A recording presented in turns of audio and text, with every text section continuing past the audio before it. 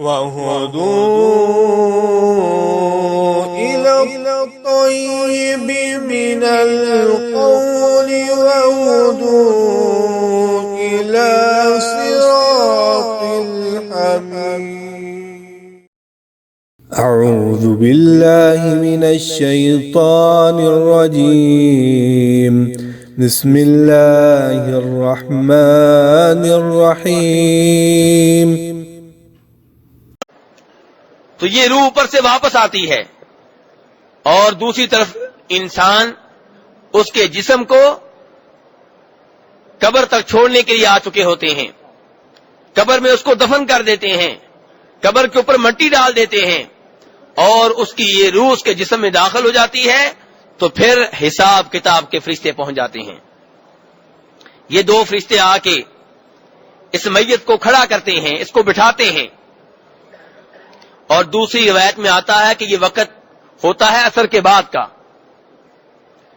تو چونکہ یہ مومن روح ہے, یہ کہتی ہے کہ مجھے نماز پڑھنے دو, میری نماز لیٹ ہو رہی ہے.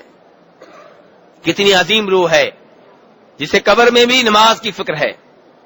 تو بہرحال موت کے فرشتے بٹھاتے ہیں اور پوچھتے ہیں مر ربک, کہ تمہارا رب کون ہے؟ تو جواب کیا ملتا ہے؟ ربی اللہ, میرا رب کون ہے؟ اللہ تعالی. میرے بھائی جو عربی جانتے ہیں ان کے بارے میں سمجھ آتی ہے کہ وہ جواب دے لیں گے, جن کو عربی نہیں آتی وہ کیسے جواب دیں گے؟ تو میرے بھائی اللہ تعالیٰ سکھائے گا. آپ کے عمل نیک ہوں گے, قبر میں عربی بھی سمجھائے گی, صحیح جواب کی توفیق بھی اللہ تعالیٰ دے گا. اور اگر اعمال برے ہوں, اعمال گندے ہوں, اللہ ناراض ہو, تو چاہے آج کل کے رواج کے مطابق قبر کے اوپر کھڑے ہو کے اذانیں دی جائیں, میت کو سکھایا جائے کہ فرشتے سوال کریں تو جواب یہ دینا ہے, کوئی فائدہ نہیں ہوگا.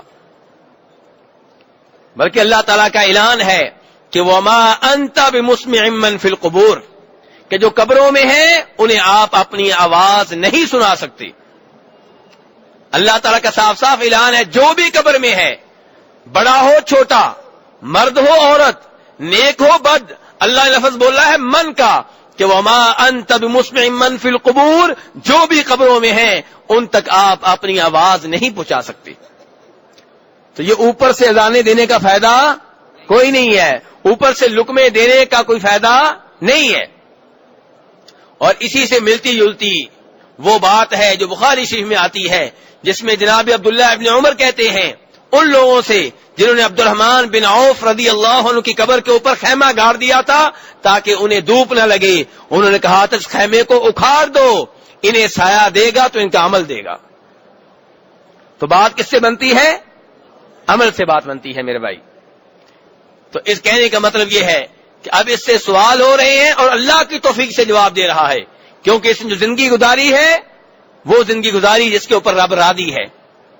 اب اللہ اس کو توفیق دے رہا ہے کہ اس سوال کا جواب کیا دینا ہے, کیسے دینا ہے.